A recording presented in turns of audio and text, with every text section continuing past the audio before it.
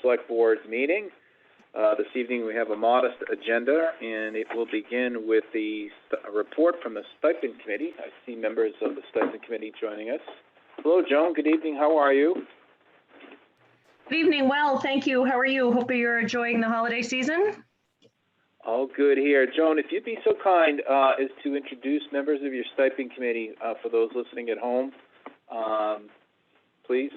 With pleasure. The first is, I'll just go in order, Shelley Bachner, who is the secretary. She's been taking copious notes for us. Erica Plunkett, Daniel Wynot, and Tom Dumas.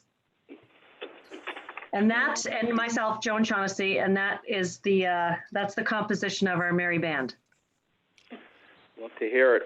The floor is yours, Joan, and/or your colleagues. So, to the extent you want to give us an update, following your update, we may have a couple of questions for you. Okay? Sure thing. So, thus far, the Stipend Committee has focused on the research and benchmarking of other municipalities that are similar in size and scope to Holliston in terms of what they do for their stipends. And we looked, first we had to determine a peer group. And as a jumping off point, we used the governances committee peer group, thinking that if it was good for the goose, it's good for the gander. And then we, after a long discussion about that, we decided that we would add a couple of other similar communities that might be helpful, also similar size and scale. We looked at 16 communities, and we'll be happy to send you the spreadsheet of all this data. Each of us took a handful of communities and combed through their websites and their warrants, and to determine the number of committees they had, whether they had a stipend, what was the stipend, etc. And to give you the thumbnail of that, we looked at 16 communities. 50% of those communities do offer stipends to some of their committees. They're very limited in general. However, of the 50% that do offer stipends, 75% offer stipends to the assessors, to the Board of Assessors. So it is not, the conclusion there is that we are not, it's not out of bounds or outside the realm of typical that in a Board of Assessors would receive a stipend. Having said that, it is very difficult to drill down to the detail of, well, what exactly is their role? What do they do?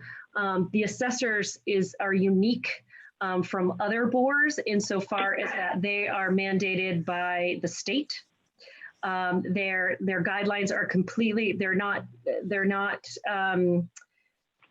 beholden to any town ordinances or nothing overrides what the state mandates for them to do. Another difference is that the assessors, unlike other boards, and I don't think that there is any question that there are other boards that do not receive a stipend that put in the hours and the time and have the expertise as the assessors, and I don't think the assessors would dispute that either. But what we did learn in the course of our research is that to be on the Board of Assessors in the Commonwealth, you must attend a week-long training up at UMass. You must take a test and pass a test and keep up your certification. That's a week vacation, a week out of your job, a week away from your family. So that is a little distinct from the other boards. The other distinction is, another distinction is that a lot of the work that they need to do is during business hours. Because of the uniqueness of what they do, they must liaise with people who are working traditional business hours. Some could be said for many of those other boards. The school committee, we would call the superintendent at 9 o'clock at night, and it wouldn't, but they have duties that require them to conduct business during the work day. So that is distinct from them. I'm just looking through my notes. Yes, it's very, so this comparison of 50% of the peer universe does have stipends, and from that 50%, 75% do have a stipend. for their Board of Assessors, it's difficult to say what exactly the roles and responsibilities are without actually getting on the phone and talking to those boards, which is a step a little too far, we thought, unless you want us to go forward with that. In terms of the discussion of stipends or other benefits that may entice volunteers, that is not something we have dug into. We've dug into this other, there was a lot of data mining, as you might imagine. Dan Wynot put together a 16-tab spreadsheet that we're happy to share with you, so you can look for yourself. There's a lot of good data in there, and I believe in the executive summary, so I'm not going to get into it. But what we have not determined is, if this stipend was taken away, would we have a hard time getting assessors? I don't know the answer to that, but what I do know is that in Holliston, the Board of Assessors has never had a contested race. And if you ask anyone who served on that board, who is still alive and with us, because Mary Greendale told a story of one dying on the floor of town meeting. It was a colorful story. They were recruited. No one jumps for joy or runs to pull papers to be an assessor. It's very complicated. It is very numerical. It is it's very different than other boards insofar as that there's a lot of rote memorization that has to happen for you to do your job effectively. So we would be looking to the select board. We're happy to answer any questions, but how you think that we can, as the next step, determine whether the stipend is it a make or break? Would it be a deterrent? Would it be an enticement for the assessors or other boards were we to offer it? In the spirit of getting a deeper bench in terms of volunteers for the town. Does anybody else on the board have anything to add to that before I? No? No? Okay. So you ready for some questions? Sure. All right, we'll start with Ben Sparrow. Ben. Joan, thank you very much. Good to see you. Captain, my captain.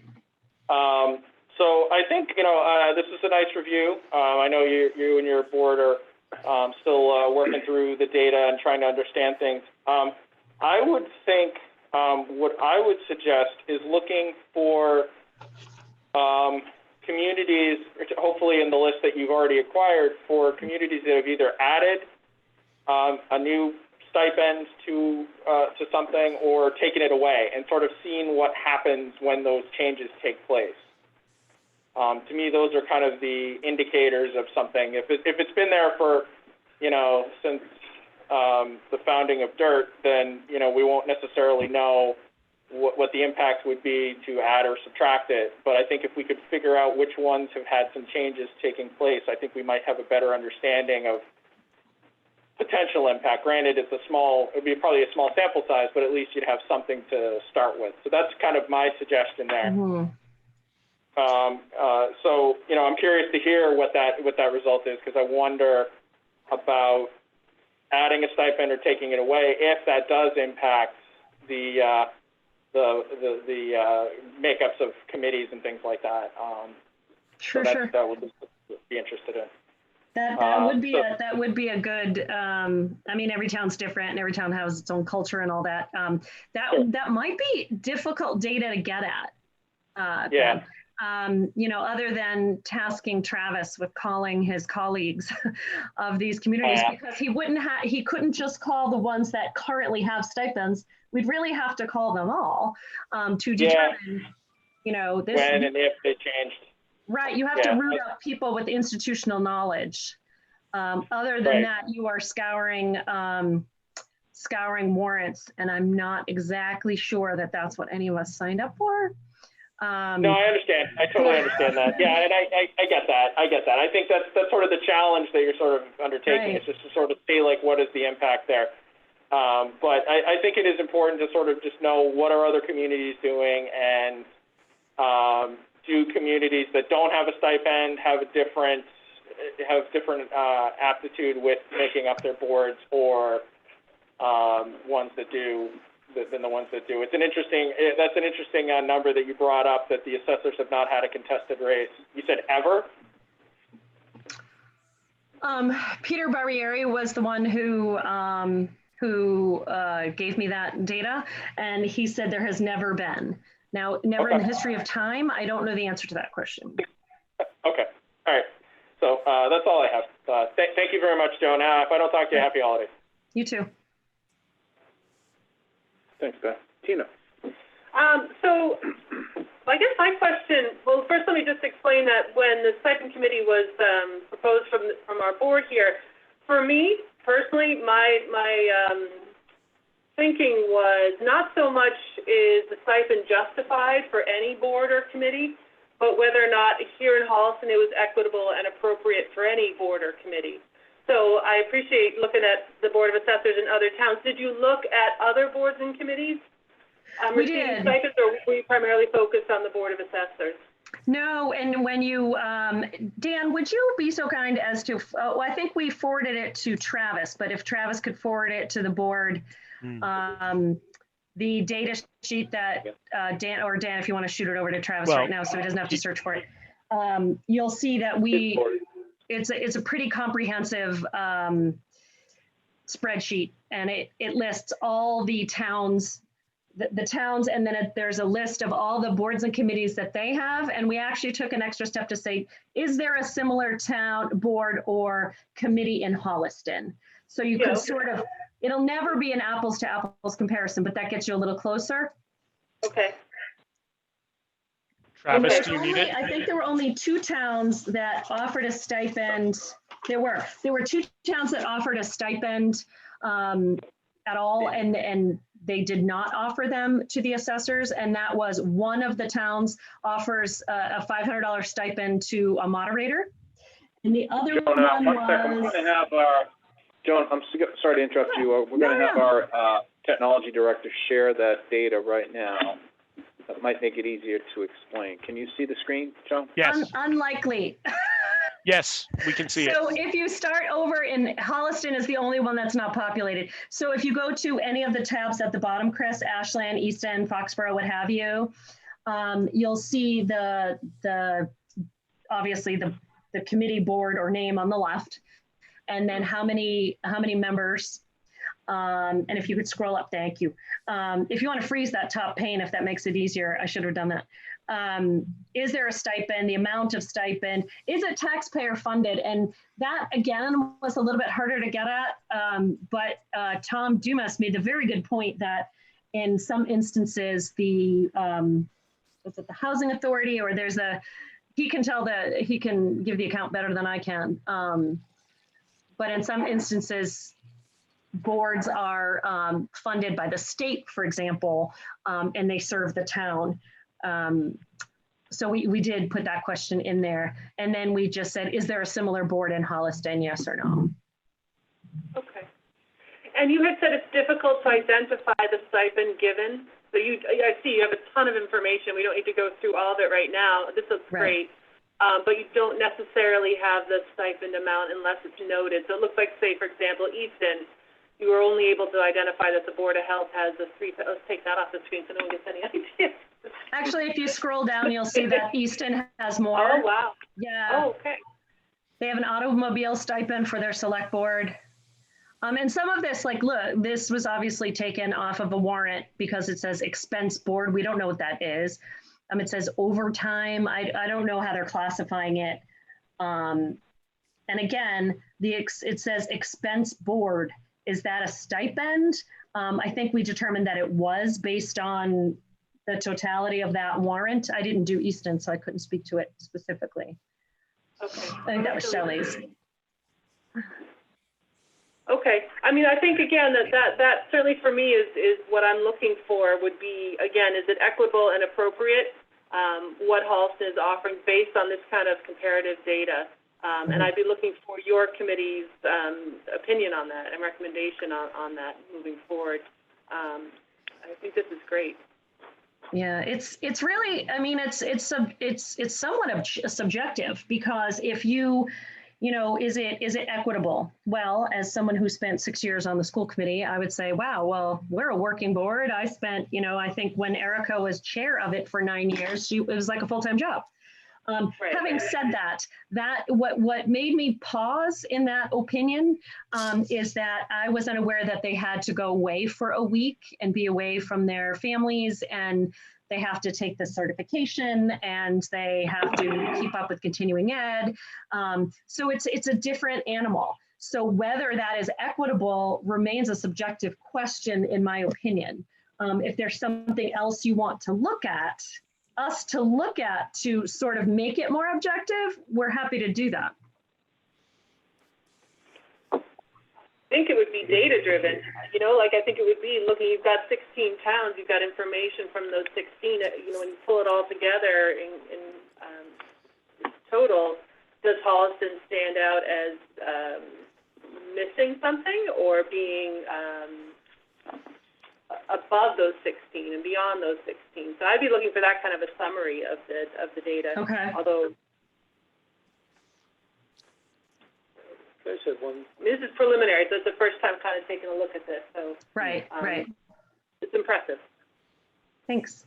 Travis, you have a question? I would just add one thing, because Ms. Shaughnessy brought up the term working board. Working board in Massachusetts, in my past town's experience, is one that gets a little tricky, but it is a term that's specific to the world of assessing. So if you think of the term working board, which I think can get conflated a little bit, it's referring to the comparison of your board of assessors to another town's board of assessors, and not to other boards in the same town, right? So it's not comparing the board of assessors to another board in that town, it's comparing it to another town's board of assessors. And the reason, it's a terminology specific to the field of assessing, in that you either have, quote unquote, a working board, or you have a rubber stamp board. And that's just the term that's used in that field. I understand that it can create issues where you're saying one is working and one's not, but that's how it's used in the field. That's a really good clarification, because those of us who have served on other boards sort of take exception to that. So that is a really good clarification, and it's an important one, because if you were to look at the tab of North Reading, you'll see that their assessors, they are those 3 people are employees of the town. So they are not elected or appointed, they are employees of the town, and that is their board of assessors. I believe they're appointed, not elected. I did North Reading, but I don't remember specifically, but that was one that stood out. So I guess that would be the distinction, right? Are they, but again, it's difficult to get at it without having a conversation with someone from the town.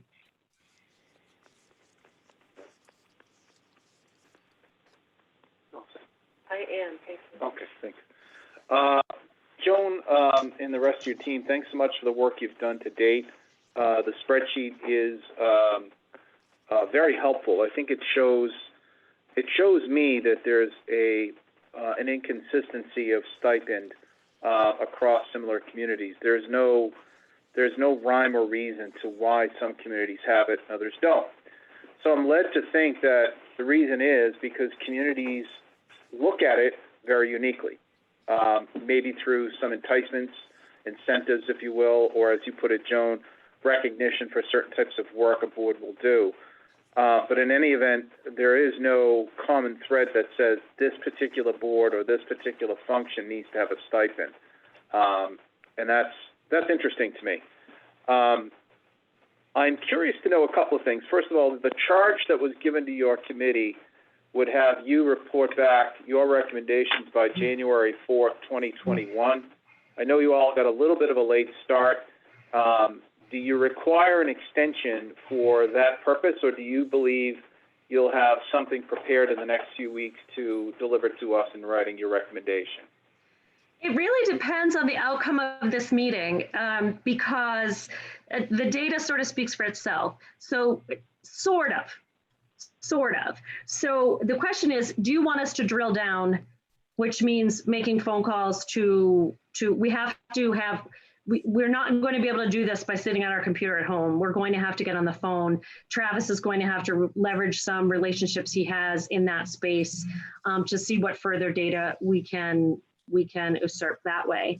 The second is and our next phase would be, the use of stipends or other benefits to entice volunteers. Like, the at 30,000 feet, we want a deeper bench of volunteers and more, it's always the same 50 people.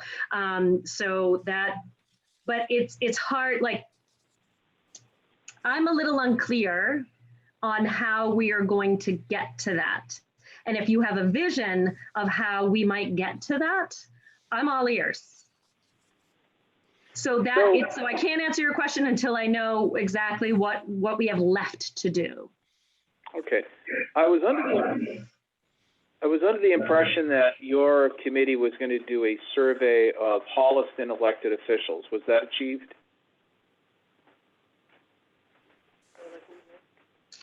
I don't recall a survey of Holliston elected officials. I don't. So I recall seeing in a thread of emails about a month ago that members of your committee were going to reach out to certain boards and committees to interview them and survey them on their thoughts of this stipend. I was never contacted. I believe that was supposed to happen back in November. I don't remember that at all, but that doesn't mean it didn't happen. I'm teaching 100% remote to elementary school right now. So I don't know what date it is. I think what happened was we had said that we wanted to understand the stipend better, and especially the Board of Assessors, we didn't understand what their job was. Whereas the Board of Selectmen, who get a stipend, we understood, so we didn't feel the need to contact the Board of Selectmen.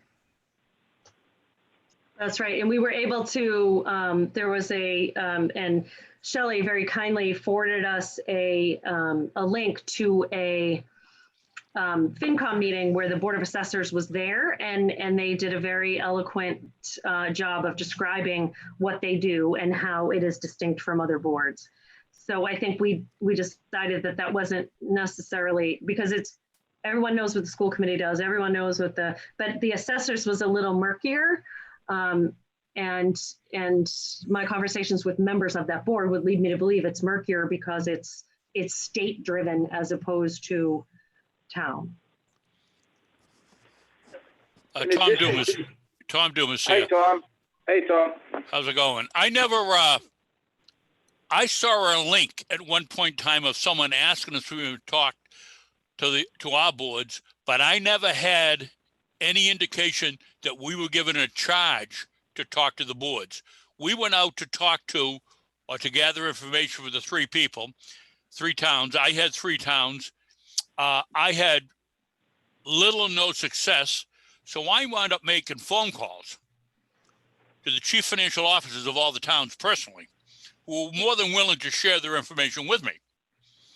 I had Ipswich, I had Grafton, and I had Hanover, and I talked to the people, and there was a variety of stories that they had as to how much they were paid, and the director of finance from Ipswich did tell me that she was shocked because as much time as she's ever spent with Ipswich, and I believe she said to say, "How do you, Travis?" By the way, she never saw a town paid so well as Ipswich was. And I believe she worked with a couple people, Sarah Johnson. Yep. So but I never got the impression that we had to talk to our Board of Assessors or selectmen.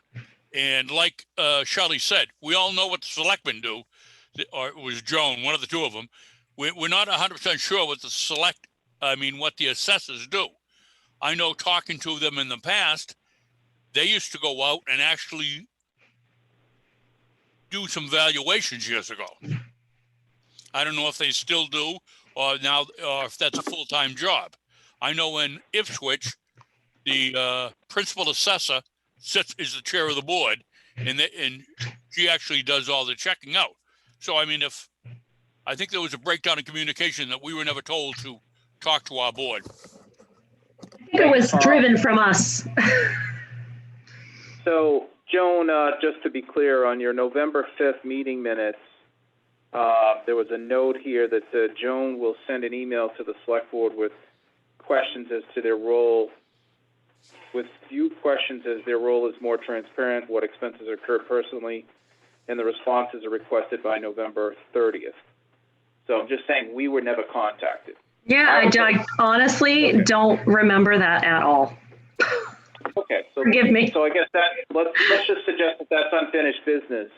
Now going back to the charge, which I think Mr. Dumas was just talking about, the stipend committee's response to us should include obviously the survey information that Dan's been able to pull together and you all contributed to. But I'd like to hear your recommendations, because to me, you guys will have a sense as to what other communities are doing and what would make sense in Holliston. Do we keep the status quo with the stipends the way they are? Do we eliminate the stipends completely? Is there no need for them? Or 3, do we see some modification to them? Can we envision a plan that works for Holliston? Again, that's just me speaking because we haven't collaborated as a group, but it strikes me that that's the nature of stipends. These communities all have their personal fit of how the stipends are supposed to work or not. And I've made it clear, I think, through some correspondence with you, Joan, that I personally would like to see something non-financial in play. I think the annual discussion about stipends, wherever they lie, with our board, the assessors, whomever, wherever, is messy. And it does create personal ill feelings, and I don't think that brings out the best in anyone. I would like to see the elimination of all stipends, and I would like to see it replaced by some other incentive, such as a tax benefit, similar to what the seniors use to work off a portion of their property taxes. But in this case, examine, can we have a benefit that would go to every elected official of a certain value every year? It's just an idea.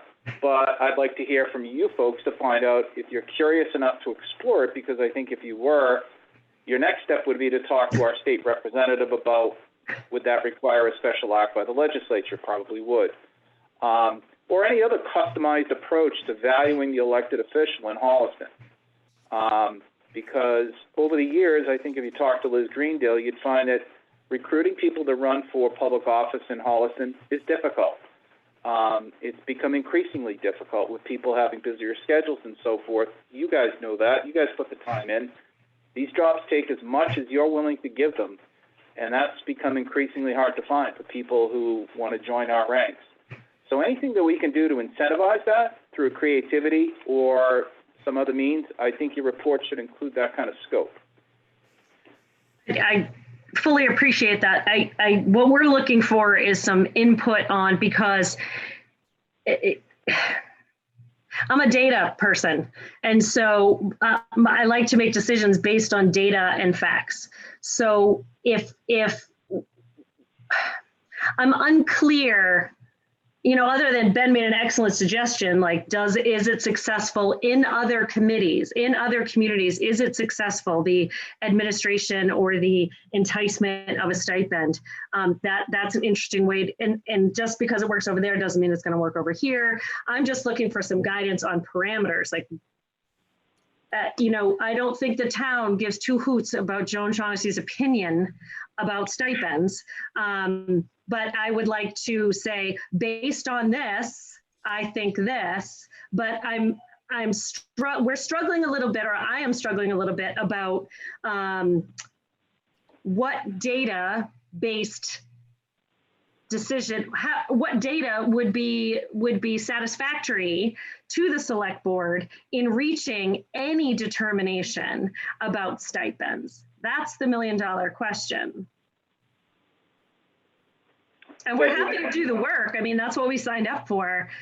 Okay, it's just a little. Yeah, 1 second, let me get Ben's feedback on your question. Just, I'm thinking about just sort of like what ways can we find to create a data point to understand something like this. I mean, I've spoken about change, but I understand that the research might be a little bit hefty. But what about doing something like, okay, let's look at in the communities, and you can do this as a survey to say, okay, the boards with stipends versus the boards without stipends, what is the nature of vacancies? What is the nature of contested races, even just like in the last election? And you can use that again across multiple communities instead of necessarily having to do a lot of research in one community. You could basically look in the last election for each of the boards that are contested, that are elected, how many people ran? Are there vacancies on these boards? For appointed boards, are there vacancies on some of these boards? Just currently, just right now, and you can use it across each of the communities and use that as sort of a survey point to say, as you said, 75% of the boards that had the communities that had stipends had their assessors given a stipend. Well, what's the makeup of those assessors? Do they have any? I think that's kind of the way I would look at it, just to sort of get some data points to see the impact. It's not perfect, but at least to give us some ideas that the communities are able to put people into positions and use Holliston in that group too, to see what that looks like. And is it, maybe Holliston is sort of the benchmark, the comparison point. Okay, we have 5 vacancies in our boards with stipends, and other communities don't have that. Okay, what's different? And I don't know, I'm just sort of spitballing there. No, that's what we need from you, Ben, because I want to make sure that when we do a recommendation, it's not filled with opinion, rather it's based on data that the select board finds valuable. Sure. Good, Tina. As I'm listening to this, Ben is raising great points as he always does, but so he's really talking about external motivation, right? Like, does the stipend serve as an external motivation for an individual to step into an election and put their name forward?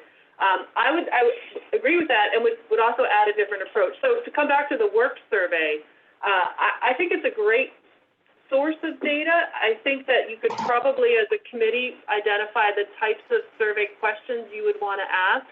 I think the vast majority of those in this committee have served on perhaps an elected board or, have served the town of Holliston. You know what goes into a committee or board job. You know the type of work.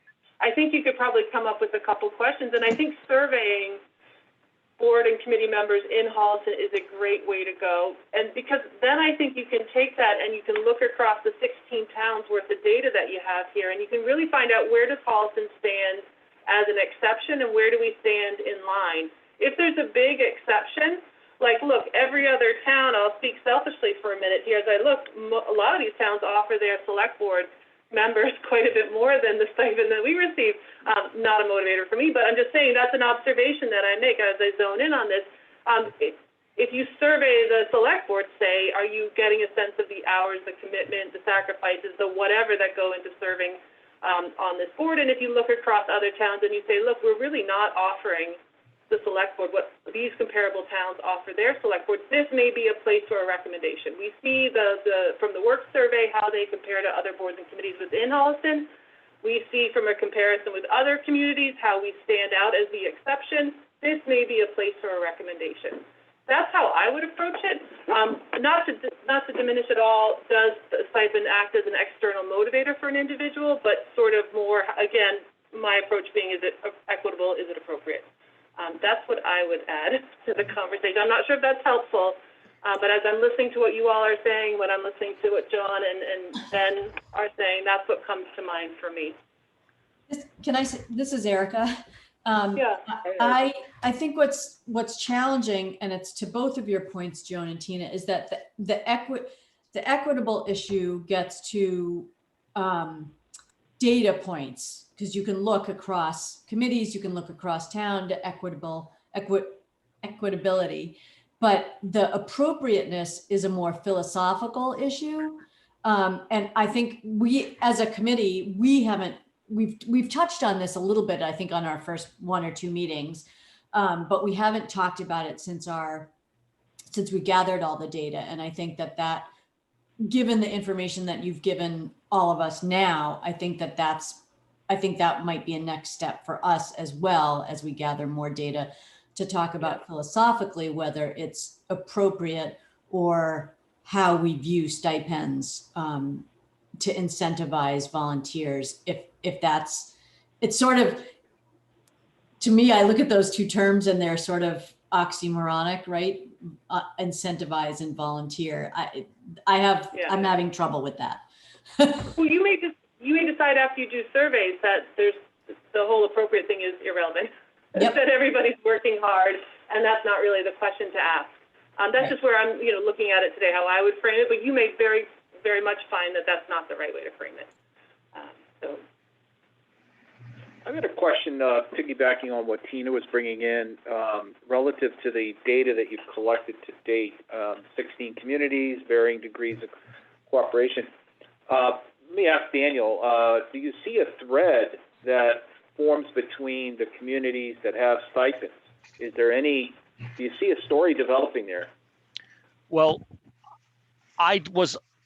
my data research on my communities was more through warrants and town reports and websites, because I did not get the opportunity we really were kind of guided that if we felt the need to reach out, that we should go through Travis and use his this random guy calling up and saying, hey, tell me about this boards and stuff like that. I'm not going to get very far. I did notice in some of my communities that it's even the bigger ones, it's the same, you see the same family names throughout it. So it was haphazard is really what I would say. I saw an inconsistency in my towns. Saw some very healthy towns with very healthy volunteer staff and participants in the process. Not that many vacancies when you went to their town websites. I might have only seen a couple places where there are a couple vacancies in my 3 towns. I can't speak to the other members of the board what they found. Well, Go ahead, Joan. I took a bird's eye view, and I can tell you just very quickly to your point, John, that the towns that do offer stipends: Easton, Grafton, Kingston, Ipswich, Medfield, Norfolk, North Reading, Rehoboth. Towns that did not: Ashland, Foxborough, Hanover, Hopkinton, Mashpee, Medway, Sharon, and Rentham. So it's, if you look at those towns, they're very, I don't see a thread at all, actually. I don't see, we picked the peer universe very deliberately and, based on population, per capita income, things like that. And it doesn't, those Ashland, Hopkinton, Medway, nothing. They just happen to be our neighbors, but are they the same as we are? Ashland's very similar, but we didn't look at Millis because there's 8,000 people at Millis, and it's not an apples to apples comparison by any stretch. Something tells me if you folks went through the trouble of contacting any number of those communities, you're going to get 100 different stories. Some complete with different histories, like ours, because we're not any different, and it won't really be a problem-solving exercise. Let me suggest a couple of other things, if I could.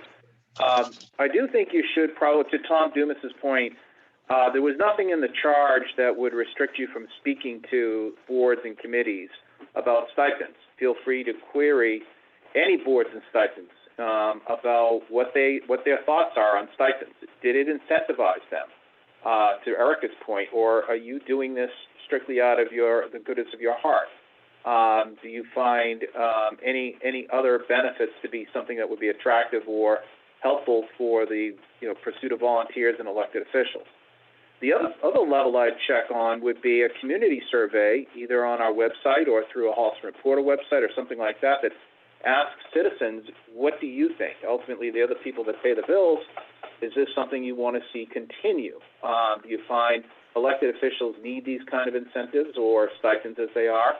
And drill into that. That's another way to find out empirically, Joan, to your point, are the numbers and the information behind stipends driving the discussion in any specific direction. So John, you're actually making a great link there between Ben's comment and what you just said there. A work survey could get at that very thing. You know, of all Holliston boards and committees, did a stipend motivate you? Is it something that you find as a benefit for the role that you serve? If you don't have one, is this a factor for you? I think that's actually a great survey question, and again, gets back to Ben's point about how much of a motivator is it for vacancies and good volunteer. Well, the motivation, we would have to ask just the select board and the assessors, because you're the only ones who get a stipend. So I think we know the answer to that from the other boards, and implicit in the fact that they ran, right? They ran and they were elected. I wouldn't restrict it to that, Joan, because again, back to Tina's point of equity, you all served on boards and committees. You all gave your time. I don't see any distinction between what I do getting a stipend, what you do not getting a stipend. Mm-hmm. Go ahead and talk to the finance committee. Go ahead and talk to the planning board, the school committee, the zoning board, all of those folks to find out, what are your thoughts on stipends? Would a stipend incentivize you? Would a stipend be relevant? Do you find it to be something that would help you down the road, or not at all? I wouldn't just query the stipend takers right now, if you will, because that's a small pool. Ask everybody. No, I appreciate that. What I'm saying is, by virtue of the fact that they were appointed or agreed to serve or ran and were elected, obviously a stipend was not a motivating factor because they're doing it. That was my only point. I wasn't trying to be snarky or snide. I'm really trying to get granular on I don't want to come with a recommendation. You know, I've seen town meeting go south, and I don't want to be the one who doesn't have I want to make sure we're asking the right questions and we're getting at the right data. So I really don't mean to be a blister. I just want to make sure we do it right.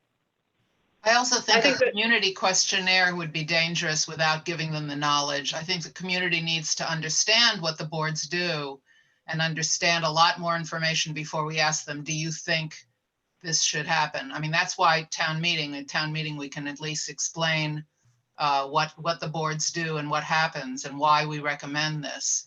But just putting out a survey, you know, I don't think people have enough information to have input. I agree 100% with Shelley's comment on that. Any other questions for our friends on the stipend today? I think we covered it. Okay. So Joan, you've got our feedback. I guess at this point, if you feel as though you need more clarification at this point in the interest of time, send any questions along through Travis. Sure. We'll try to answer them in writing.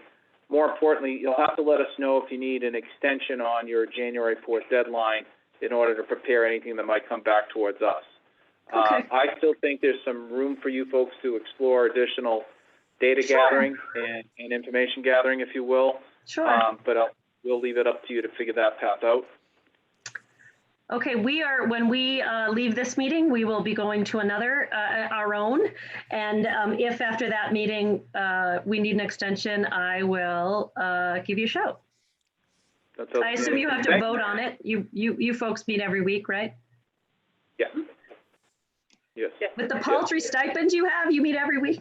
Oh, Ouch. Touche. Well, first of all, on behalf of our board, thanks for all your work and the work of your committee. We appreciate it. We'll let you guys adjourn to your meeting, and we're going to move on with our agenda at this point, okay? Great. Thanks so much. Thanks, folks. Thank you. Thank you. Bye-bye. Okay, so at this point, Travis, we're going to need your help. We were going to receive some folks from the schools to talk about the trash collection at Blair Square. Do we have a point of contact we should be asking to join us? Sure. I was going to preface it a little bit, but I believe that Sydney, who is on the line, and we can ask feedback from them as well. I think we have 4 of the students, Sydney, Kate, Abigail, and Casey on the call. Okay, there they are. Cool. Hi, guys. Yeah, so do you want me to preface? Why don't you introduce it, and between the students, you guys will feel free to all talk, but we'd welcome one individual to help guide us with whatever you're up to. Okay, Travis, do you want to introduce the issue? Sure. So, and it's the Pick It Up program, is that correct, Sydney? or Casey or Abby? Sorry, You what guys was the are on question? mute. What is the name of your program? Oh, so our program is called the Pick It Up program, and Okay. we're sophomores, and we're part of like a class that challenges us to make a change in our community. Okay. Great. And so that's the service learning class, and we can come back momentarily. So let me just get into the issue where we've been. Previously there was trash pickup in the Blair Square area. It was tried before dog waste bins were introduced along the rail trail, and it created some issues where a lot of dog waste was creating concerns for the predecessor to our current hauler, Harvey's. Since I came on in July, I've been approached by 3 separate groups: the Rail Trail Committee, which had a previous discussion on this at previous meetings; Ed Daniels, who came to discuss this with the select board at a previous meeting; and then the Pick It Up program students that we have here with us regarding adding pickup at the Blair Square area specifically. I know that this group has also looked at other areas, Blair Square being the one that seems to be prioritized. So the question is going to be, can we avoid the same logistic issues that we had last time? I think looking through this, talking with a number of different stakeholders that I just mentioned, and the fact that dog waste bins have now been introduced, I think that we can, if we were to place a trash receptacle close to a dog waste receptacle in the Blair Square area, I think we could try to minimize some of the past issues of mixing of those two. And then with DPW adding it to their rotation, which is twice a week in the summer, Monday through Friday, once a week in the winter, that we should hopefully be able to avoid the same issues we had previously.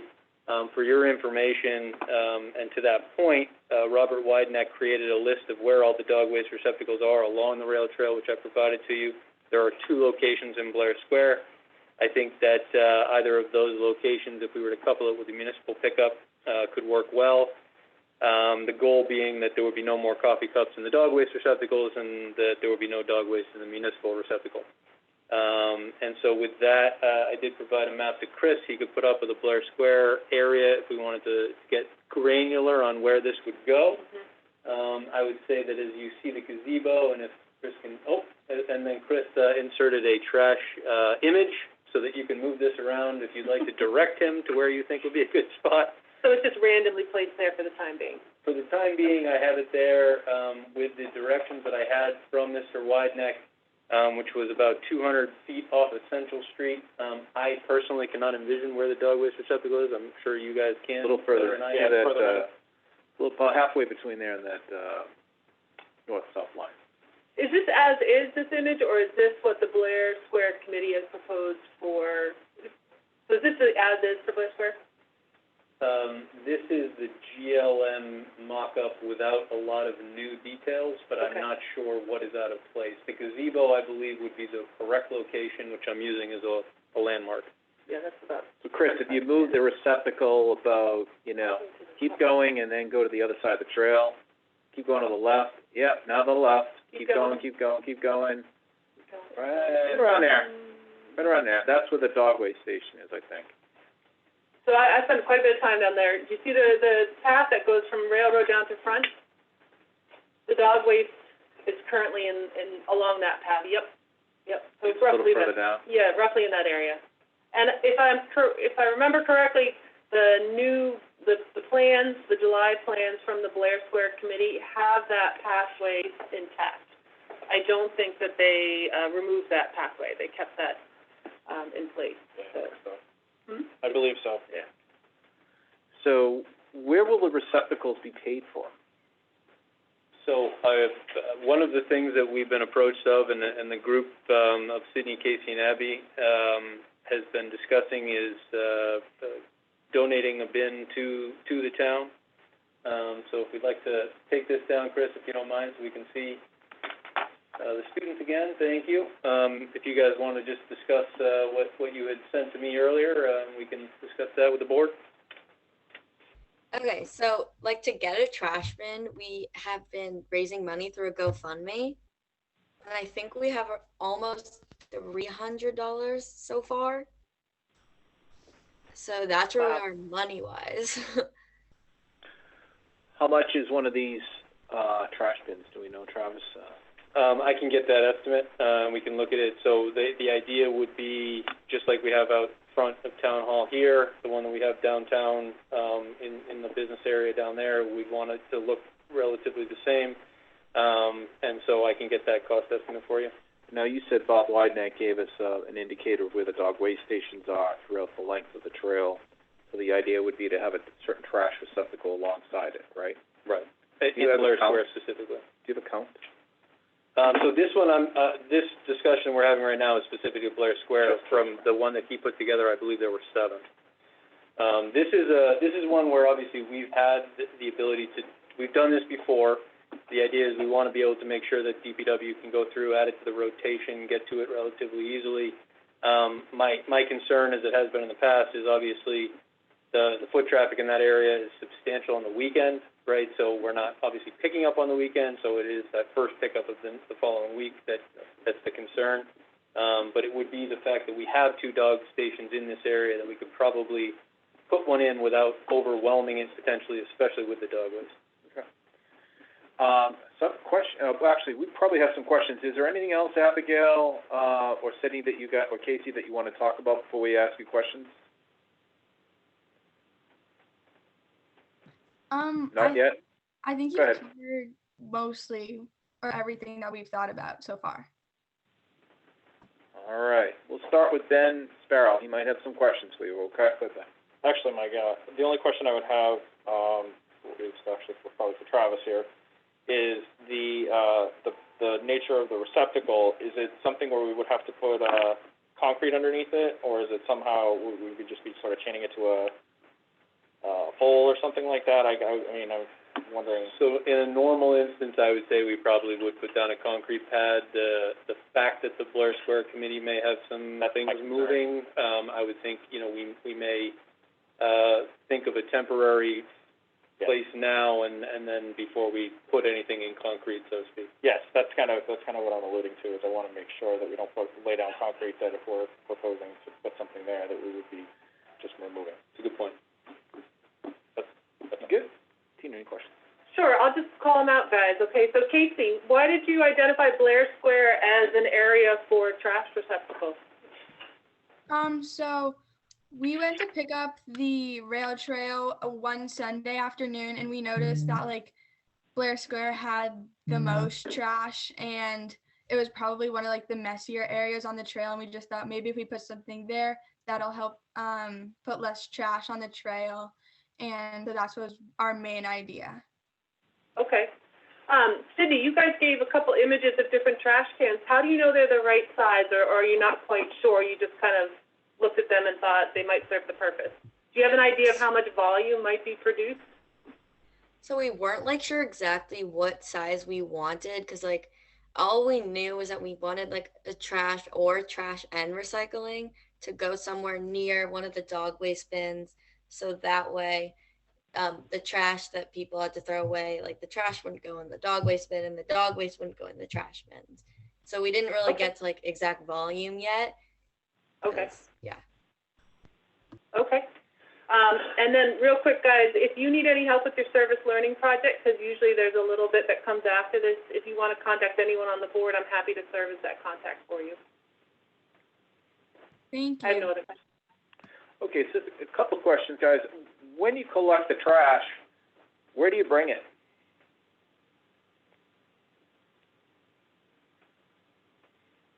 We have been throwing it away in our trash cans at our house. So then we can put it in our trash cans at our house. So then the trash that gets picked up comes through our town, and that's where we've been putting it. Might want to help them out a little bit with some stickers for that purpose, Mr. Travis. Now, in terms of sustainability, like this program, you folks are going to handle this, I presume, right into the spring. Is that your thinking? Yeah, so the semester is going to be over like in the beginning of February, but we plan to continue the project even after our class is over.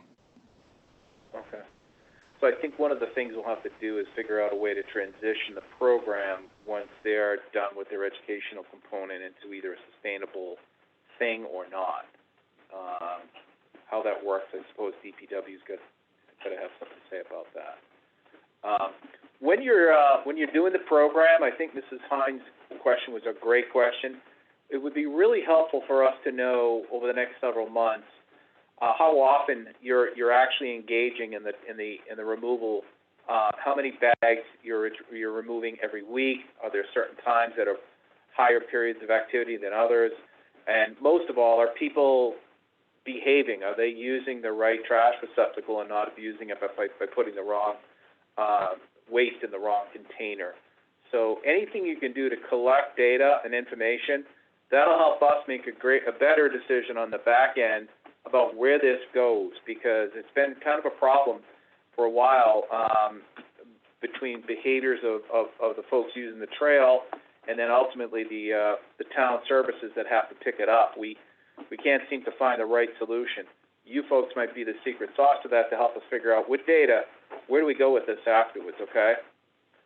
But I think I would be remiss if we didn't, as a board, express our huge thanks to all three of you, because you've walked into a problem that has been aggravating our town administrator for months now, and you proposed a solution in a great way. I mean, the service project is the kind of thing that really makes a difference in your community. You'll be able to see it, and actually I'm going to tell you right now, whatever you end up doing is going to help us long-term figure out a long-term solution. What's better than that? Thank you. Thank you. So I would ask one of you to reach out to Mr. Ahern about some trash stickers, because we certainly don't want your folks to have to pay for excess trash off the Blair Square trash removal over the next several months. That's not the intention. We'll work with you on that one, okay? Okay. Thanks so much, guys, and best of luck. Thank you again. Good work, guys. Thank you so much. Thank you for letting us join. Oh, you're always welcome. Bye. All right. All right, thank you. Great group. Good stuff right there. Guess what time it is? It's coronavirus community update time. Sorry. We do have a 7:30 date with a, I don't know, he's never done it in 3 minutes before. Oh, I see what you're doing. You're going to challenge him? No, I'm saying we could wait until our 7:30. We could do like a warrant, public kind of hearing. do a couple of the easy things. Let's do that then. Let's hold on the chief, if he doesn't mind waiting, and just do the warrant before we approach the 7:30 hearing. Okay. So for the warrant this week, I make a motion to approve the warrant in the amount of $429,220.68. Of that, $132,662.54 is town payroll. I have a motion. Do I have a second? I'll second that. All those in favor say aye. Aye. That carries. All right. It being 7:29, let me just see if there's anything else we can get out of the way here. We'll hold on public comment. We could accept the gifts too. Why don't we hang on a minute here? We'll just get right to 7:30. We'll sign off on this, and we'll open our hearing.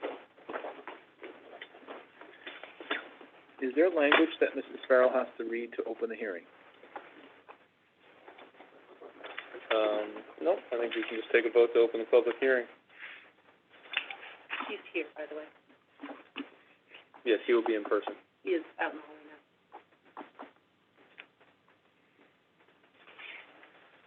We'll open that in just 1 minute here. Mike, have you timed your presentation? Okay.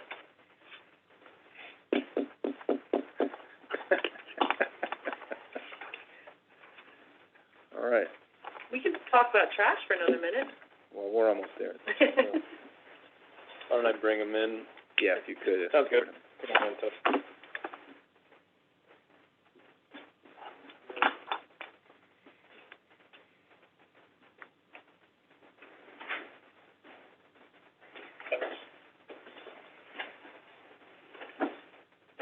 All right, we're just waiting for 7:30.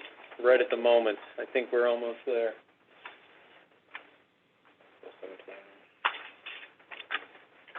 Okay, we've reached 7:30. Good evening. I will ask the clerk to open the hearing for the Car Vault Class 2 used car dealership, moving locations. What's the motion on that, Mr. Clerk? Let me find the right.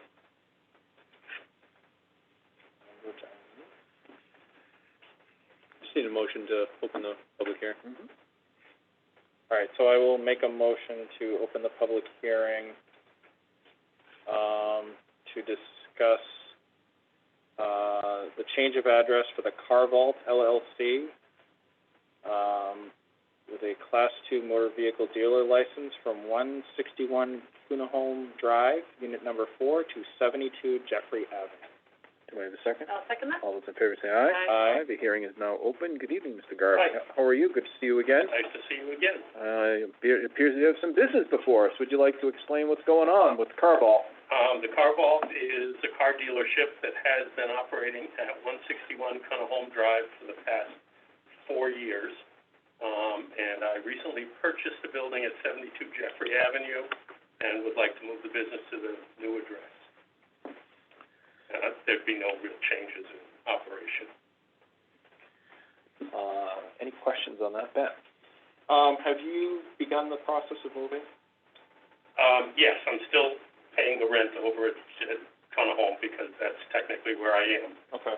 But most of the cars have been moved into the building at Jeffrey. Have you started doing any business yet, or have you just? No, it's mostly 360 Motorsports that's doing the business. Okay, so you just moved your inventory, you haven't done any, Correct. Doing anything. Correct. That's all. Peter? You sat before us, October 26th in support of, I think it was your son? Correct. Okay. He's doing well? Yeah. Yeah? Yeah. You sat here with him on October 26th. Can you just walk me through any steps or decisions or checks that you've gone through to get to today? Because you were, at the time, you had said to us that you were either considering or were in the process of looking to change your permit from one location to the next. Yeah, we're two separate businesses. Right. He was in Hoppingbrook and I was in New Englander Industrial Yeah. Park. We're moving together to 72 Jeffrey, and I wasn't sure whether it's legal or okay to operate two businesses out of one address, but we went through a couple of people and they said it was fine, Okay. and that's why I'm here tonight. Okay. You took some steps between then and now to get to the point where you're applying for a license for the new address, or looking for we're moving your location? Right, just moving the location. Okay. And yeah, I've moved most of the stuff out of Home, and there is a new tenant ready to go in up there. Okay. And that's about it. Do you have any outstanding items that you need to complete with the building inspector's office? Nope. Before the planning board or the zoning board? Nope. With the treasurer? Nope. Okay. Nope, all the taxes are paid. Okay. Yeah, and the occupancy permit is there. Okay, great. Okay.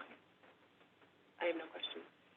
That's the last time you get the chance to do some free advertising. Would you like to take a chance to explain to people what the Car Vault is, what it does, and how you receive customers? Is it Yes. appointment only, drop in? What kind of cars you sell, and so forth? It's pretty much appointment only. Okay. We advertise on the internet. We sell cars between $3,000 and $10,000 for the most part. Most of our inventory is first car for a kid or second car for the family. We don't sell a lot of primary transportation to people in this area. We try and make them really good cars. I think our reputation is very good. Our online reviews are excellent, and hopefully we're good citizens. How many cars would you say you sell in a year? Is this an active business, or It is an active business, Yeah. and between the two of us, we would sell,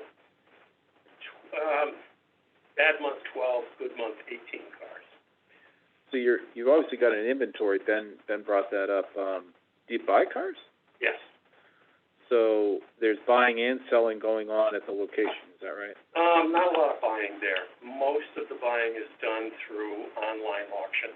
All the auctions, all the dealers are strictly online now. Most of the cars that we sell are trade-ins to new car dealers. And we buy the trades either at auction or directly from the dealer, but it's all done online. So when your shipment is coming in, you'll have a tractor trailer arrive with some number of vehicles that you bought? No? No, we pick them up one at Oh, a time Remember, individually. yeah. Okay. We don't do any transporting. Maybe if we bought a car from Texas or something. Do you do any vehicle repairs on site? No, So it's just we're vehicle not prep? mechanics. We use local Holliston mechanics for all of the vehicle service. Got it. I have a question. Go, yeah. Where your customer base, primarily this, I assume not just Holliston, but outside of the region, would you say, or within the region, or? Mostly local. Not a whole lot of people are willing to drive a long distance for a $3,000 to $10,000 car. Okay. So mostly Holliston, You haven't met my husband, but okay. Holliston, Sherburne, Millis, Ashland, Okay. surrounding area. And it's just cars, no other vehicles other than cars? Light trucks, pickup trucks. Okay. But yeah, no commercial vehicles. Okay, and no boats or, No or, boats. or motorcycle, I'm just curious, more than anything. Yeah, I guess we'd sell a motorcycle if we had one. All right. We don't. In the interest of a open hearing, we'll ask any assembled folks on our Zoom call if they've got any questions of the applicant, Mr. Garvey, for his license transfer. Any questions?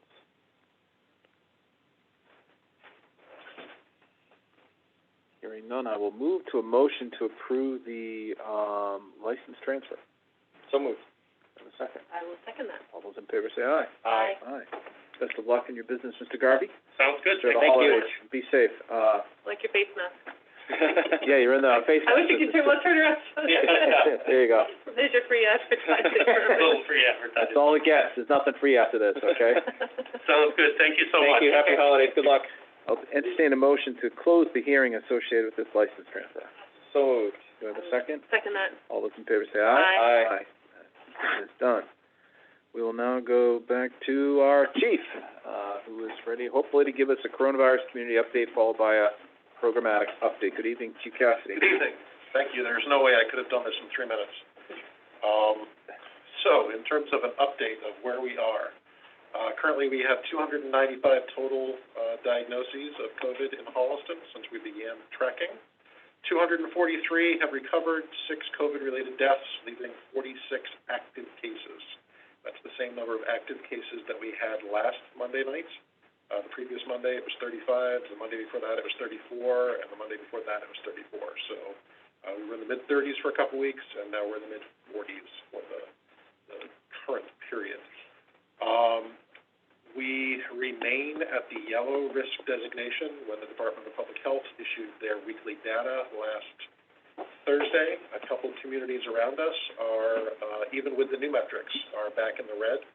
So we have been very fortunate that we have been in the yellow since November 6th. We have 2 clusters at single-family homes, 2 clusters at multifamily dwellings, 27 individual cases at single-family homes, 7 individual cases at multifamily dwellings, and 1 individual case at the elderly housing complex. Our 48 cases are spread over 39 addresses. It's really important for me at this point to be stressing our messaging around the upcoming December holidays. Just as we were emphasizing prior to Thanksgiving, the importance of folks not traveling, of folks only celebrating with the people with whom they reside in their household. If we are going to be able to continue to keep our current instructional model with our schools, if we are going to avoid other rollbacks, as some other cities and communities in the Commonwealth are starting to do, even more restrictive than what the state has done, it is really important that folks just stick with the people with whom they live and really minimize their interaction with others.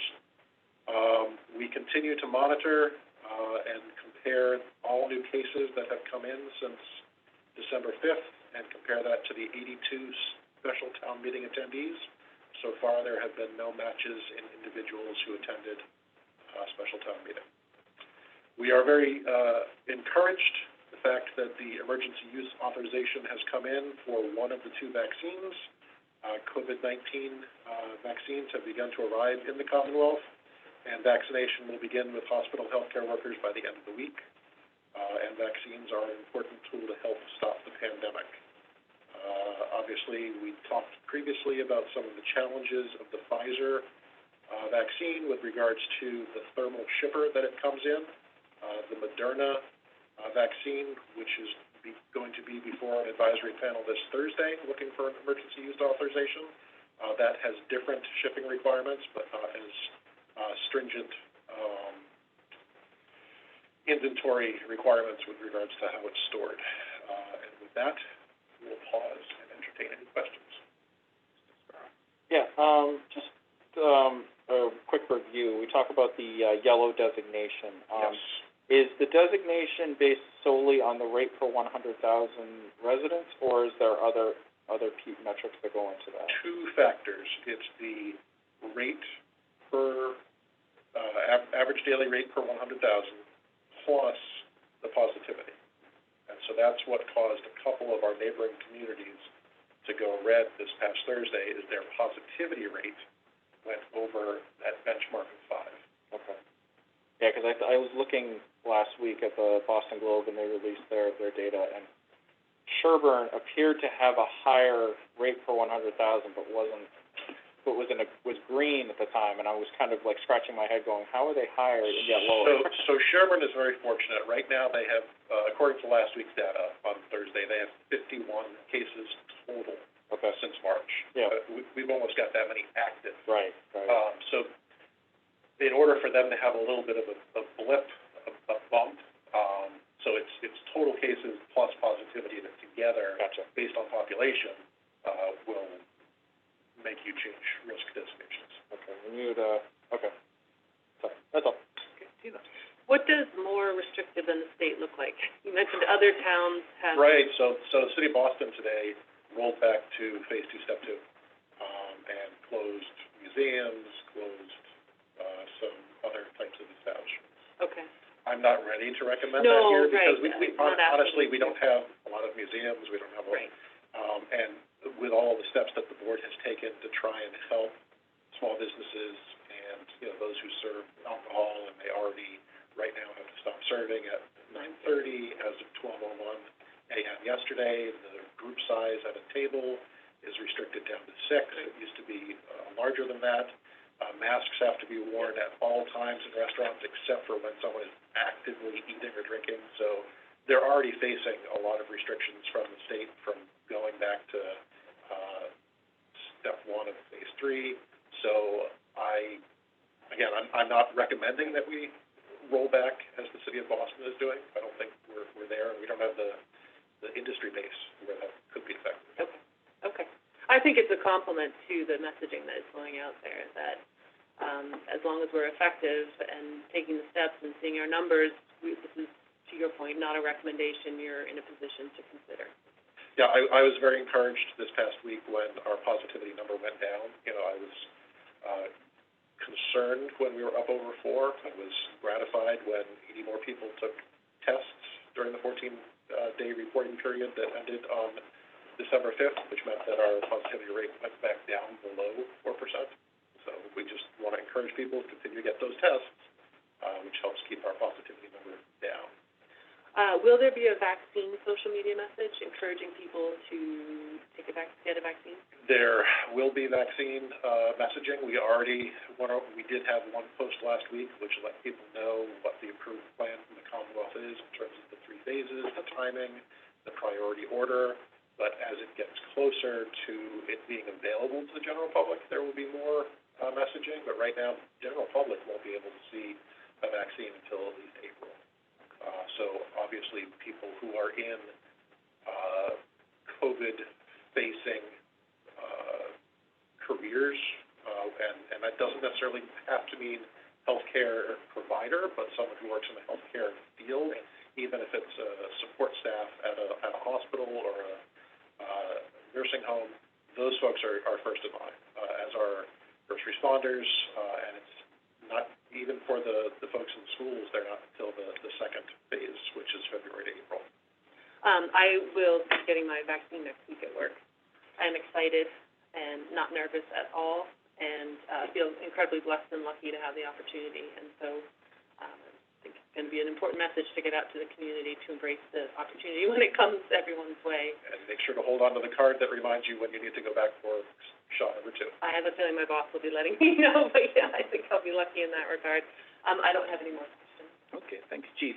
Just a couple quick questions regarding the public service announcements that you've informed us about in the past. Have those been ongoing? Yes. How would you characterize the success? Are you getting feedback? Are people hearing the messages? We do continue to get engagement on the different platforms. We continue to see people sharing or liking. So the message is getting out there. And, you know, each week we've got different messages. Today's message was letting folks know that as of last week, the Board of Library Trustees voted to go back to contactless pickup or delivery, no longer in library browsing, effective today. So. Yeah, they put stuff out tail end of last week, and then we were able, as the town social media account, able to repeat their messaging, which got a lot of active engagement this morning as well. So right. It's good to be able to partner. On the vaccine side, Ms. Hines started to talk about it. We, as a community, are beholden to the public health rollout of the vaccine. Correct. So while you just mentioned the certain phases of worker type and when they can expect to receive the vaccine, does the town have any not control, but any communication or coordination of that with our first responders? So, for example, you mentioned first responders, that's police, fire, and ambulance. Correct. When will they be notified that the vaccine is available for them? Does that come through the town or some other portal? So, on some of the weekly conference calls with the Department of Public Health are folks like the Chiefs of Police Association, and so there will be a distribution plan for first responders. It won't be available in halls. So we're going to have to make the location where they would be able to go available to our employees and let them know these are the options for where you can get it. Once that phase is open up again, that's a lower tier on the first rollout is first responders. The primary one is the healthcare providers themselves. So, moving in the direction of the same topic, Mr. Ahern, will you or your office or the chiefs, respective chiefs, be tracking who gets it and who doesn't? Do we do that? Is that a thing? We're sort of in uncharted territory here. Unlike the requirement that the state had for K-12 students that have to have it by the end of the calendar year if they're going to be in-person learning, there's really not a lot of precedent for can we require an employee to get it and track that. Fair enough. My question is not on the requirement, but on the tracking, Mike. Right. It would probably be on a department-by-department basis. Because, again, as we've seen with some early reactions that some people are having, it would be good for a supervisor to know that their employee just got it, so that if they start to have a reaction in the workplace, there's context for why it is that they're having a reaction. Well, they can stagger the administration of the vaccine. Absolutely. Yeah, and I mean, obviously with some larger workforces such as the police department, you're not going to want to put all 20 people at once. You're going to want to phase that in. Could I ask that between you and the chief that you offer some kind of a collaborative sense of how our community's first responders are getting into this program? And I'm not looking to track down those that don't want it. That is not my intention. I'm just really trying to figure out, are we going to have a first responder departments that are getting vaccinated or not? I mean, do you remember back in March, April, that down at Foxborough Stadium, there was a specific testing facility site? That was first responders. Do you think that's what it will be like? That's sort of how I had envisioned it, that there would be, once we got into the phase where first responders were being vaccinated, that it would be through a similar setup. And it would be regional. So, Foxborough was one of multiple around the Commonwealth. Yeah, that would be our expectation, is that, and it would be for a fixed period of time, that it would be stood up for a certain window. It would be, through the Massachusetts Police, through the Fire Chiefs Association of Massachusetts, through the Ambulance Association. They would let people know from this date until this date, and your people are on their own to make their own appointment. But to John's question about a coordinated, approach for the town, would Chief Stone have the information to know that you would wanna at least identify when your employees are going so that you don't have all employees going on one day? Yes, yeah, the expectation would be that we would be getting information from our statewide associations and then would, work out a plan within our community that fits our mode of operation best. Because, for example, folks who work on the ambulance for us, I've got a lot of dual status employees. I have people who work for us, but they also may work full-time for a private ambulance. So they may be able to get it earlier by virtue of their status with the private ambulance than they would as an on-call member of our department. So we just, again, it's information sharing, it's keeping track of the fact that they're getting it and therefore they don't need to be part of our catchment model, but just tracking. In the same way that, you know, some of them get their CPR outside of our department, they get their PALS and their ACLS and their other certifications. So we're in a really good position that some of our people have options. And again, some people may be in a healthcare field where they can get it, the healthcare worker, earlier than they can as their status as a first responder. Mike, I'm gonna ask if any people on our Zoom have any questions. There's a handful there, but, you never know. Anybody have any questions on the coronavirus community update? Chief Cassidy. Hearing none, we will move on to the CARES Act programmatic update. Chief. Great. I have one request for the board to vote on. This does come subsequent to a vote of the Board of Library Trustees on December 7th in the amount of $695.89 for social distancing measures. These would be additional barrier devices similar to what were purchased earlier in the year based on the flow that they have going on and lessons learned. They would like 2 additional barriers to be acquired. Can I have a motion for that item? Sure, I'll make a motion to approve to approve social distancing measures in the amount of $695.89 for the library through CARES Act funding. Do I have a second? Second, with the question, did the Board of Library Trustees decide to meet again to roll forward their operations or whatever? I don't know what comes when you open, like reopen, Right. or reopen? So they meet regularly, and I'm sure it will be a topic of discussion for them at every meeting, and they'll be looking to their director to get her sense of whether it's time to reopen again to the public. And last time that was done in consultation with Town Hall and trying to mirror some other municipal departments. And before she made the recommendation to the Board of Library Trustees last week, she did check with me about local metrics and, you know, what we're seeing in terms of our numbers, trends, sort of our projections for where things were going. So I expect that when that change to reopen to the public comes, that won't be done in a vacuum. She'll be asking for input and advice. So, okay, all those in favor say aye. Aye. Aye, that carries. And then again, I am in the process of reclassifying all of the expenses that we have incurred since the spring, and we are on track to recommend a couple of wrap-up votes next Monday evening, because all CARES Act funds need to be obligated by December 30th. I would say that next week we'll probably have a prolonged but clean-up conversation to make sure that everybody's comfortable. Before I let you go on that topic, I hear more noise out of Washington about further stimulus activities. One of them included more aid to states. Is that CARES Act Part 2 from what you're hearing, or is it a different looking program, Mike? I think it's going to be a different looking program.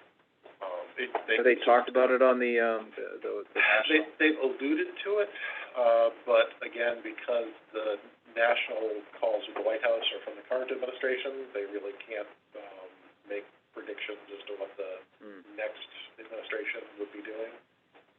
But the act of Congress, just the same, would enable something prior to the end of December, you would think. Correct. Yeah, so we're all standing by, waiting to hear, and as soon as we have something substantive, we'll pass it on. In the interest of just saying we asked, we'll see if anybody on the Zoom call has questions on the programmatic issues before us this evening. Hearing none, Chief, thanks so much for your time and all the work you've done. Of course. Thank you. Public comment, we'll start with Mr. Sparrow. I don't have anything tonight. Ms. Hine. Yeah, so I just wanted to offer congratulations to Dr. Susan Kuska for the vote by the school committee, I think it was last week, to name her superintendent of the Holliston Public Schools. She is no longer interim. She is now the acting permanent superintendent with a term ending June 30th, 2023. As I understand it, the vote taken by the school committee was made with support of quite significant community feedback. I think they had 300 responses to a survey that went out in regards to offering her this extension, and also certainly follows on the success of the Holliston Public Schools reopening plan. So again, a profound congratulations to Dr. Susan Kuska for her new position as superintendent of the Holliston Public Schools. Thank you very much. I'll second that. I have no public comments. Are there any public comments on the Zoom call this evening? Hearing none. Comments from the town administrator. Okay, I have a few. I did hear back from Mass DOT on our application for a heavy commercial vehicle exclusion on Woodland Street. I expect that we'll hear from the regional group by the end of this week, with the expectation that it would then go to the Boston office for review. I'm still working on the getting out on the street, a number of things that happened at the special town meeting, one of which is the traffic and sound engineering article that was passed, looking at streets beyond Woodland, and that should be prepared soon to go out on streets with similar issues to Woodland, South Street being one, streets in the Lowland Industrial Park area that we had discussed also will be probably in front of you by next week at the latest. A few things that I would cover when it comes to buildings. We have a few updates. A number of things, obviously, as I said, from the special town meeting are now getting ready to go. James Keast has been working on the invitation for bids for a number of the larger items when it comes to the things that were passed through the CPC. Some of those larger projects, those IFBs are being reviewed by council before they get posted. Smaller projects like within the capital outlay, for example, the railing at 1750 that had got delayed from the July town meeting to this town meeting. That work will be starting this week. I would just point out a few other things related. So the crossing lights at crosswalks at Prentice Street across from the golf course are being installed. They clearly waited until the golfers were out of the way to get that done, right? That's right. Yeah, they get in the way. Yeah, that's right. You don't want to get in the way of the golfers. You got to wait till they're done. Although most golf courses saw quite a bit of activity over the weekend, I would say. Sunday was beautiful. It was a beautiful Sunday. Then a couple other things that, obviously James Keith had brought the electrical rates to you previously, and the board adopted that with some substantial savings. As we indicated at the time, natural gas will be next on the docket, and that should be coming soon. Those savings will be less substantial, but at the same point, there are savings to be had, so we'll be pursuing that. And then one other piece of good news, as we do on an annual basis, apply for Maya grants. One of the grants that we applied for was offsetting the cost of the Dude Solutions facility maintenance software. Obviously, there is, from Maya's standpoint, which is our liability insurance, making sure that we are maintaining our assets in the best possible manner, following best practices. We did get awarded a $10,000 grant to offset the cost of the Dude Solutions software, and that will pay it directly. So we've made one payment on that software when we began the engagement. The next invoice will be charged directly to Maya, saving taxpayer dollars. That's great. then the last thing I would point out under town administrator comments is now that we're through the special town meeting, we are moving on to the FY22 conversation. Never a dull moment. On to the next thing. So I will be on the finance committee call tomorrow night. They'll be discussing 22 and the outlook. I think we've discussed that to a certain extent here as well, although obviously this board's focus has been getting through special town meeting. I did include in your packet just a cleanup now that last week, obviously, we set the tax rate. That is done. That was done. And again, I think I voiced it previously, but thank you to Sharon Emmerich, Mary Busquette, and Kathy Pierce. We submitted the tax rate to DLS, and it was approved within 3 hours. I don't think I've ever seen that personally. I've submitted quite a few tax rates to the state. And that was obviously a lot of hard work that went into that. Now that I plugged that in, provided to you what that looks like with just some very basic roll forward to 22 assumptions. I think the point was made last week by John Cronin that, until we have clarity at the state level, which we're probably not going to have until we have clarity at the federal level with stimulus, it's going to be a little presumptive to look ahead on some of the bigger assumptions that we have when it comes to revenue. That being said, I did sort of put together for you to look at where we are on local receipts in the past, what we have in the assumption for 21 and 22, just a little roll forward. So we can certainly discuss any of those questions. As it relates to just the update from the town administrator, I'd say we also will be doing some scheduling. We can shore that up next week, but obviously if I also provided you with a schedule. If there were any comments that you had now that you wanted me to factor in, we could do that, or any comments that you have on the revenue, I would certainly take that as well. Any questions, Ben, on the content that Mr. Ahern just described? I think the only question I had on this was the local receipts for rentals. Is that upstairs here? It's not just upstairs. No, actually, the upstairs rental of this facility would not be included in rentals that would be in local receipts because that revenue all goes into the revolving fund. Got it. All right. Okay. I actually, and I have to look at it because the rentals is $60,000 flat year over year. Yeah. And let me make note to look into that. That is not common when it comes to local receipts. So there's got to be a very specific explanation for that. Okay. Yeah, that was my only question. No, so yeah, the revenue upstairs goes into a revolving fund to support that function. Gotcha. Any questions? A couple, yeah. 9 Green Street, the RFQ for that, will that be issued now that the article's passed? So we had issued the RFQ to get the quote, and we certainly can go ahead with the quote that we received. Okay. And we could look to reissue it as well. At the moment, what I've been doing is trying to get the previous services that have been procured on 9 Green Street as it relates to getting us through the DEP process, trying to get that settled before we move on to the planning stages. But certainly the way that James Keese and I had approached it was to get a dollar figure to bring to town meeting. We put the RFQ out there, contingent on town meeting funding, so we certainly can go ahead with that. The only respondent that we received was PARE, is how it's pronounced, PARE, which is a group that we have used in other areas of town previously and has a good reputation. Okay. So you're saying that, yes, there will be a reissuance of the RFQ in time, that you're... We don't need to commit to it. Okay. We certainly could do that. Okay. We could go ahead with the PAR quote, right? The quote was received through the RFQ process, and we are within the parameters of procurement to go ahead with the quote that we received from them. Okay.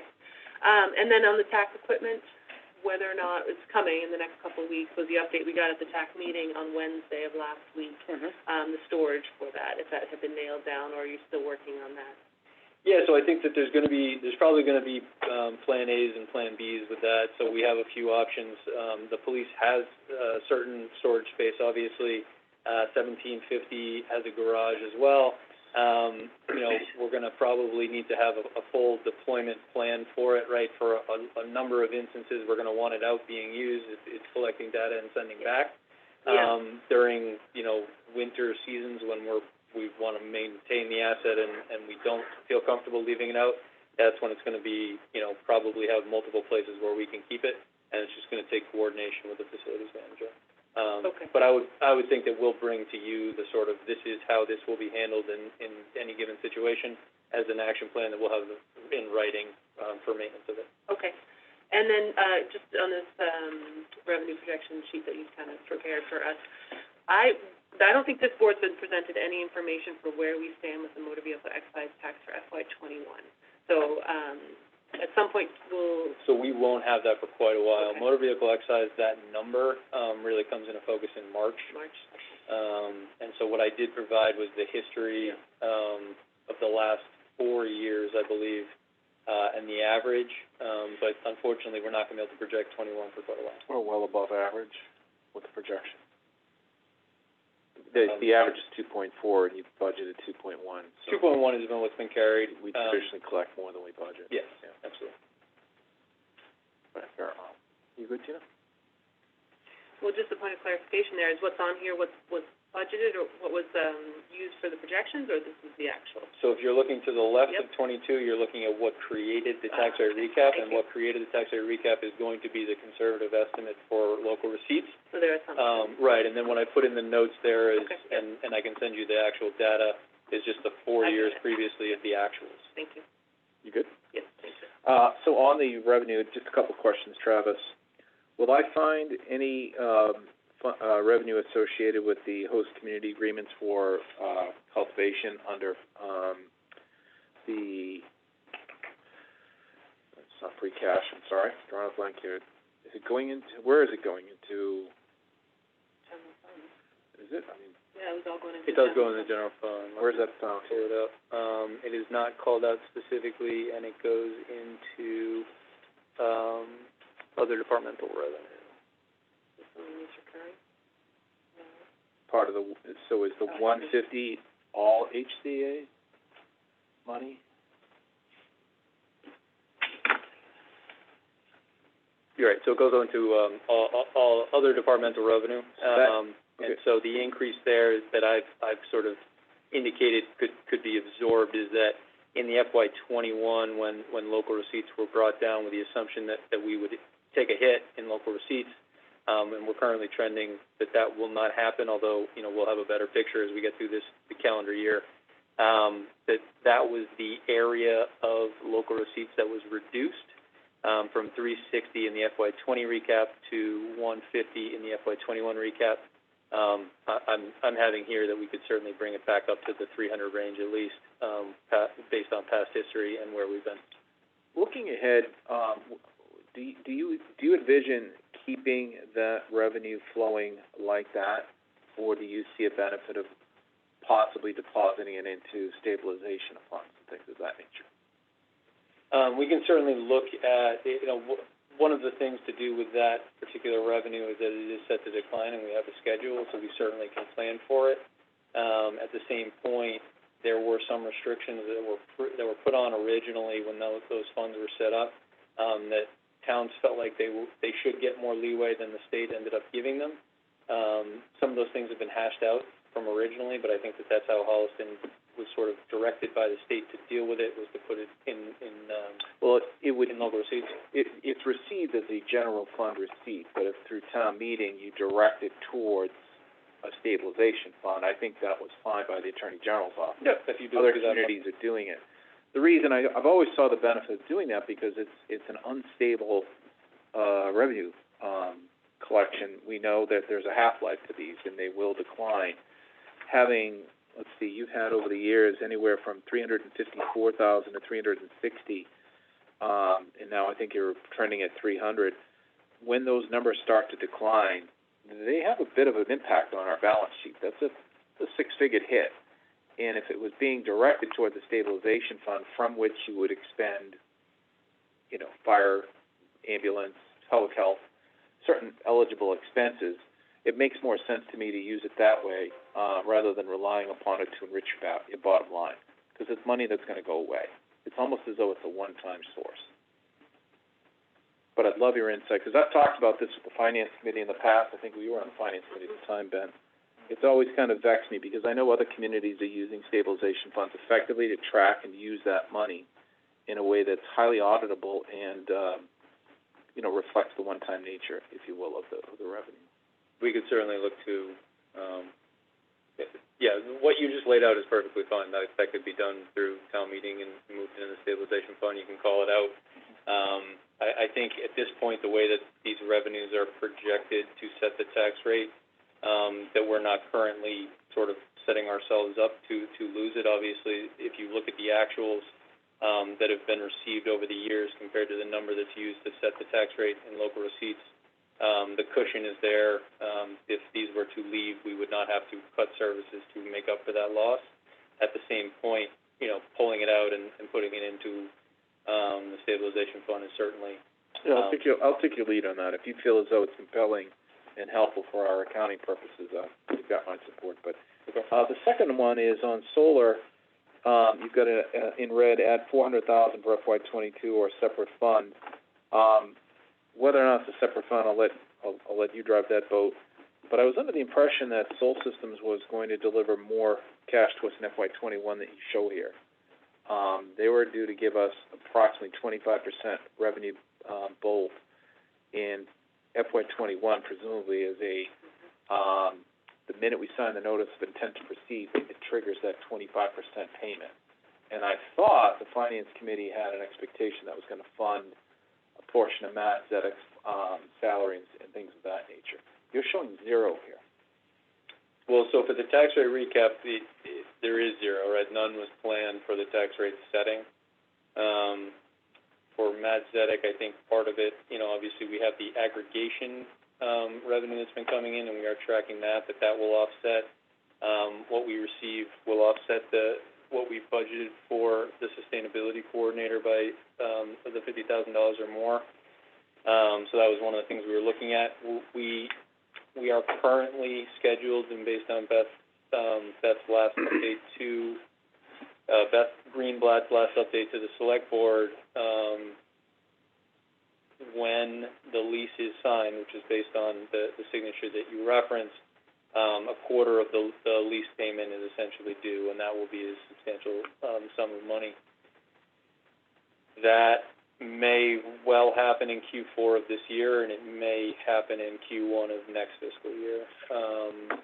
Based on the last update we had from Beth, we're still planning on Q4 of this fiscal year. For this purpose, it is not in the local receipts for the tax rate setting. Any other questions on the revenue matters or any other parts of the town administrator's report?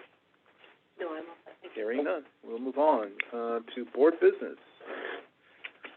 Farrell, we have a couple of items for police grant, senior center donation, and annual license. Sure. All right. So the first item is a police grant from the Edward Byrne Memorial Justice Assistance Grant in the amount of $28,827.77, and it is to the Police Department grant account. So I will make a motion to accept the gift from the Edward Byrne Memorial Justice Assistance Grant to the Holliston Police Department that will be placed in the police grant account in the amount of $28,827.77. I'll second that. All those in favor say aye. Aye. So carried.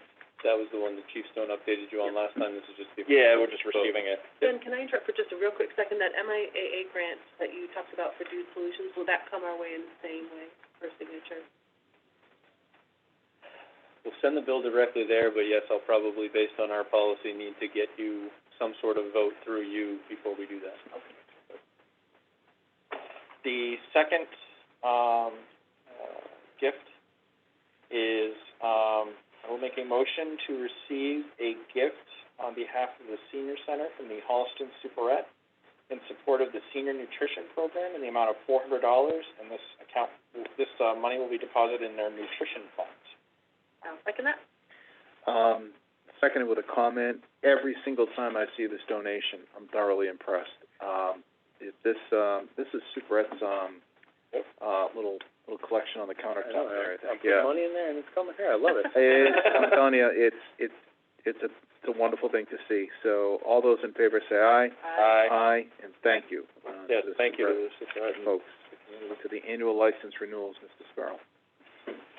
Okay, so I want to make sure I get the language correct, Mr. Ahern, because we have a number of annual licenses to renew. Do we want to lump them into, is it a single motion, or do I need to put each kind, or? how So do I- you have the groupings. You could certainly vote them that way, or you can vote them all. The only thing I would ask is that the motion be contingent on the inspection to happen no later than January 31st, 2021. And that is because we've had a backlog in the building inspector department. I'd just like to give him more time if he needs to do inspections, that your motion would indicate that we expect the inspection to happen no later than January 31st.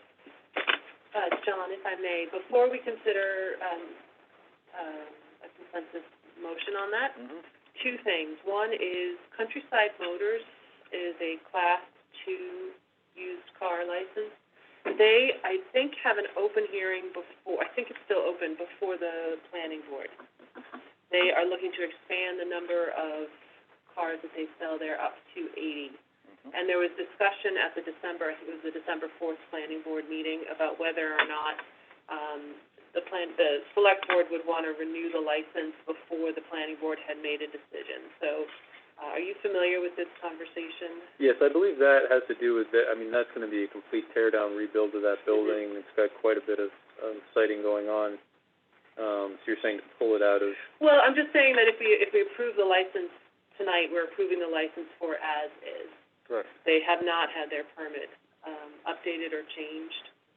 There are some conditions on the permit. I believe Right. one of them was to limit the number of vehicles. So if we approve it tonight, I just wanted to point out that they have an open hearing with the planning board that would bring permit and license changes as well. So I wanted to point that one out. And then the other one is Crafted is on our list for license renewal for malt and wine. They are waiting for information from the state as to whether or not they have a all alcoholic beverage license. I'm assuming that that's not anything that a bit of a clerical issue we're just trying to fix with the state. I believe it is next week that we will have a public hearing and they'll be in front of you, so we can hopefully get that all straightened out. Okay, so, yeah, exactly. So tonight, it'll just be for the wine and malt, and then we can correct that. Yes. Moving forward. Okay, those are my only two, comments I wanted to make. Otherwise, All right, so we're gonna do this through, some kind of consensus or consent agenda. Ben, do you have these by category? Sure. Start with Do the you first want to do them all in one motion? Whatever you find is the easiest for you. It's at the discretion of the chair. Let's have a look at them, because I haven't seen them yet. There's alcoholic beverages. Why don't we do them by category? Yeah, sure, You just that's read fine. them, and we'll take a motion for each category, okay? All right, so let's do, all right, okay. So I'll make a motion to approve, contingent upon inspection before January 31st, 2021. The applications for licensing renewal for, I guess, all kinds of alcoholic beverages, at retail packaged goods stores. Okay, I got that. Do I have a second? so, second, excuse me. All those in favor say aye. Aye. Aye, that carries. I'll grab that from you. Okay, I'll well, put it right there's there. there's a million of them to sign. We got, okay, so the second group here is I will make a motion to, renew the license for a common victualler, Travis's favorite word, for all kinds, for a license to expose, keep for sale, and to sell all kinds of alcoholic beverages to be drunk on the premises, contingent upon an inspection by the building inspector before January 31st, 2021. Do I have a second? I will second that. All those in favor say aye. Aye. That carries. Next, we will have I make a motion to approve, the renewal of licenses for,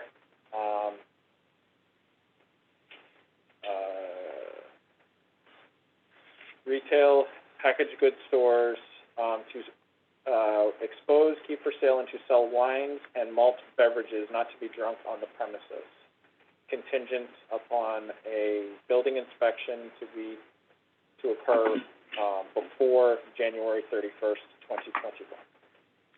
motion. Do I have a second? I will second that. All those in favor say aye. Aye. That carries. All right. Next we have, I will make a motion to renew the licenses, to renew the common victualers licenses, for establishments contingent upon a building inspection to take place, before January 31st, 2021. Do I have a second? Second? All those in favor say aye. Aye. That carries. I will make a motion to approve the renewal of entertainment licenses contingent upon building inspections to take place before January 31st, 2021. I'll second that. All those in favor say aye. Aye. That carries. And I believe this is the last. Okay, I would like to make a motion to renew used car dealers licenses Class 2 for all establishments contingent upon the inspection by the building inspector before January 31st, 2021. I'll second that. All those in favor say aye. Aye. Thank you, Beth. And that is all of them. Hang on, I think we have a Class 3. There's one Class 3 in there, in the packet that Travis gave us. I assume it's probably mixed in with the Class 2. Quick look. Let me see the name. It is. Very last one. I'll take this one. Sure. I will make a motion to approve the motor vehicle junk license Class 3, contingent for Holliston Equipment Company Incorporated, 1569 Washington Street, contingent upon inspection on, or before rather, January 31st. 2021. Second? Second. All those in favor say aye. Aye. Aye. Thank you, Tina. Good catch. All right, let's move on to other business. Mr. Sparrow. No, I don't have any other business. I know you do. Tina? I would only ask, Travis, I'm going to forward you a spreadsheet that Mary Bosquet keeps. When we get around to talking in more detail about revenue projections, that perhaps we could get an update on 4 or 5 cultivators that have HCA's with the town of Holliston, but don't yet have everything they need to operate. So there's a list here: New England Cannabis, Madeira, Mass Botanicals, MPT, Massachusetts Laboratory, Good Chemistry, are some companies that we have HCA's with, but they're not yet generating revenue through the HCA agreement. I think we've periodically had updates. Yeah, if I recall, some of them had difficulties with their building permits. They were, so. Can't remember the context, but I know I think a Chris Canny. general update would be probably welcome, so we understand where they're at. And that is it. Travis, do you have anything for us on other business? Yeah, so it came to my attention through Rep. Dykeman's office of a local rapid recovery planning program that's being offered. The deadline to apply is this Friday. I was just looking for support from the board by a vote, and I would fill out an application. There is no cost to the town. There's also no direct funding. Essentially, we would be tied with we would explain the need of what we're looking for. We would be assigned a consultant, and they'd be paid directly through the state. This is through the Department of Housing and Community Development, DHCD, and the MA Downtown Initiative, MDI. In general, what they would be providing us with is a plan to offer for the community and stakeholders a concise roadmap for project-related investments to support alignment with existing public resources, as well as potential to leverage additional resources from other partners and funders. Essentially, we would get a roadmap, say, here's what your downtown is facing now during COVID-19. Here are some things that you're going to want to leverage, possible areas where you may want to go look for grant funding, or some fixes or ways to bully your downtown businesses that we've seen work in similar communities and similar settings, all at no cost to the town. And I think it would be valuable information, obviously, as we heard from John Drohan and others previously on anything that we can do to help. We should be looking to do, and this looks like somebody who, a program that would give us some potential solution. Do you need a vote on that? That would be ideal. I'll entertain a motion to approve Mr. Ahern to apply for the Rapid Recovery Grant Program. So moved. Second that. All those in favor say aye. Aye. That carries, Travis, go for it. Thank you. Anything else? Nope. Okay, anything on the Zoom call? Chief Cassidy, last word. Thank you. Just with the potential for a powerful storm later in the week, a reminder of the parking ban that's in effect in our community until March. And a reminder that if it's enough snow, that folks should remember to shovel out the nearest hydrant near their home or apartment. Great advice. Thank you, Chief. I'll entertain a motion to adjourn. So moved. Second. All those in favor say aye. Aye. Aye. That carries. Good night, Holliston. We will catch you Monday evening, next Monday evening. Thank you. Good night.